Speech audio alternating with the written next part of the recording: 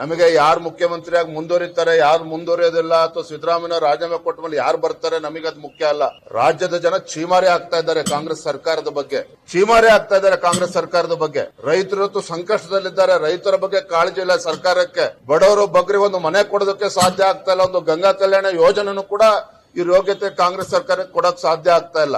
ಮುಖ್ಯಮಂತ್ರಿ ಸರ್ಕಾರ ಯಾರು ಇದ್ರೆಷ್ಟು ಬಿಟ್ರೆಷ್ಟು ರಾಜ್ಯದ ಜನರಿಗೆ ಯಾವುದೇ ಒಂದು ಬದಲಾವಣೆ ಅಂತೂ ಕಾಣೋದಕ್ಕೆ ಸಾಧ್ಯ ಇಲ್ಲ, ಅಭಿವೃದ್ಧಿನೂ ಕೂಡ ಕಾಣೋದಕ್ಕೆ ಸಾಧ್ಯ ಇಲ್ಲ. ರಾಜ್ಯದಲ್ಲಿ ಕರ್ನಾಟಕ ರಾಜ್ಯದ ಇತಿಹಾಸದಲ್ಲಿ ಮೊದಲ ಬಾರಿಗೆ ಕಾಂಗ್ರೆಸ್ ಸರ್ಕಾರ ಬಂದ್ಮೇಲೆ ಮೊದಲ ಬಾರಿಗೆ ಸರ್ಕಾರಿ ನೌಕರರಿಗೆ ಸಂಬಳ ಕೊಡೋದಕ್ಕೆ ಸಾಧ್ಯ ಆಗ್ತಾ ಇಲ್ಲ.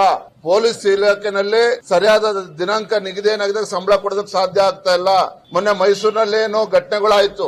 ಇವತ್ತು ಎಲ್ಲಾ ಕಡೆ ಪರದಾಡ್ತಾ ಇದ್ದಾರೆ. ಇವತ್ತು ಇರಿಗೇಷನ್ ಡಿಪಾರ್ಟ್ಮೆಂಟ್ ಅಲ್ಲಿ 2-3 ತಿಂಗಳಿಂದ ಸಂಬಳ ಸರಿಯಾಗಿ ಆಗ್ತಾ ಇಲ್ಲ. ಎಲ್ಲಾ ಇಲಾಖೆಗಳಲ್ಲೂ ಕೂಡ ಇದೇ ಪರಿಸ್ಥಿತಿ. ಇಂಥ ದರಿದ್ರ ಸರ್ಕಾರ ರಾಜ್ಯದ ಜನರ ಪಾಲಿಗೆ ಬದುಕಿಲ್ಲ ಅಂತೇಳಿ ಜನಸಾಮಾನ್ಯರು ಮಾತನಾಡ್ತಾ ಇದ್ದಾರೆ. ಹಾಗಾಗಿ ಮುಖ್ಯಮಂತ್ರಿ ಯಾರಾಗ್ತಾರೆ ಯಾರಾಗಲ್ಲ ಅದು ಪ್ರಶ್ನೆ ಅಲ್ಲ.